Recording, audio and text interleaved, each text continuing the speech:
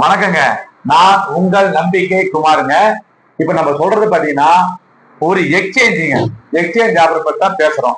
நம்ம பிரபாத் சேலம் பிரபாத் பஸ் ஸ்டாப்ல ஒரு 600 அடி இடங்க.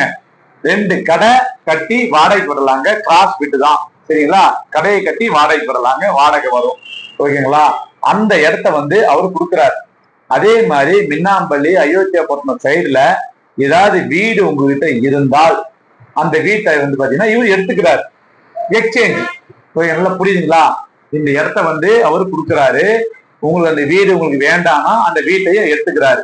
உட்காந்து பேசி நம்ம கணக்கு கட்டிக்கலாம். நீங்க கொடுக்குறதா இருந்தாலும் கொடுத்துக்கலாம், அவரு உங்களுக்கு கொடுக்குறமா இருந்தாலும் கொடுத்துக்கலாம்.